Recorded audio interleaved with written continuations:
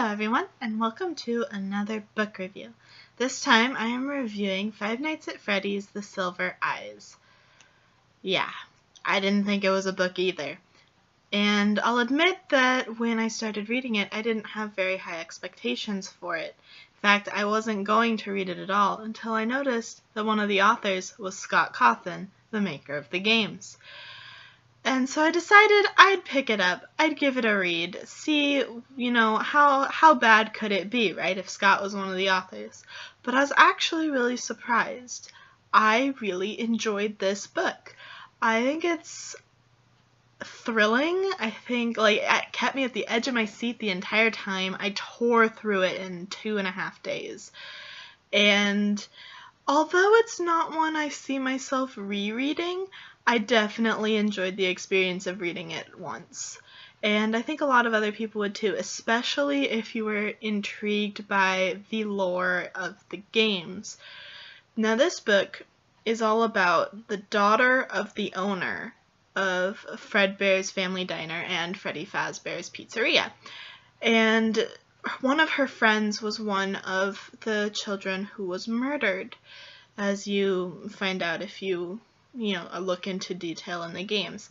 That was one of her friends, and it's the 10th anniversary of his death, and she's come back to town. She gets together with all of her old friends, and they end up going out to Freddy Fazbear's, which is now, of course, horribly run down, and they get into some trouble with the animatronics that are, of course, still around.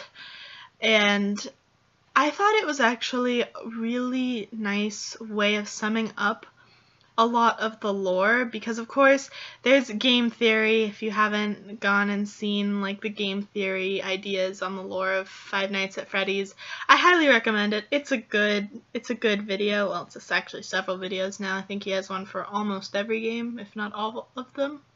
He might have one for all 4 now.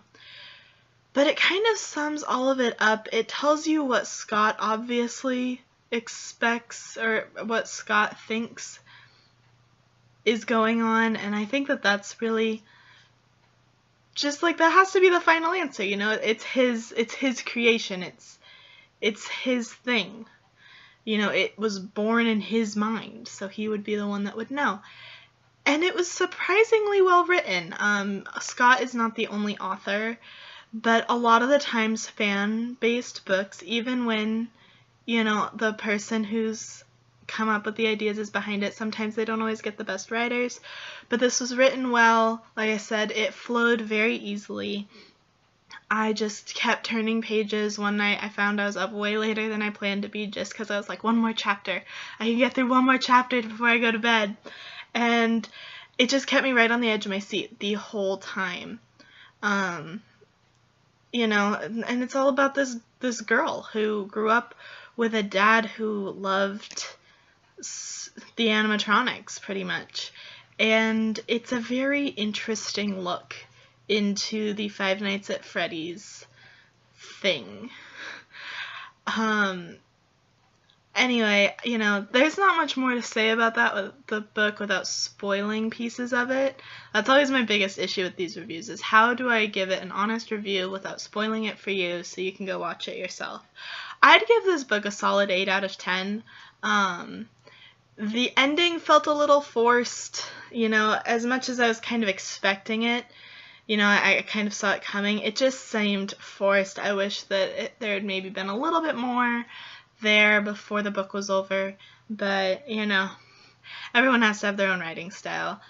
That's just, it's not my favorite one, but the rest of the book, very solid. I felt like things were moving at just the right pace, and I might have been cut a little short, but hey, like I said, oh, my phone just went off. I forgot to turn that on silent. Oh well, not that big of a deal to me. But yeah, I would give this book a solid 8 out of 10, and I really hope you guys would go and check it out. If you are an Amazon Prime member, it is one of the books that you can borrow for free, because I do that. If you're not an Amazon Prime member, I believe the Kindle edition is $3, and I don't think there is a paperback edition. But I would highly recommend it. Go check it out. I absolutely loved it. But again, I don't think I'd read it again. So if you're kind of that person that doesn't reread a lot of books, maybe don't buy it. But it's up to you. Anyway, that's going to do it for this book review. And as always, I'm the Purple Peggy Sis, and I will see you in the next one. Bye-bye!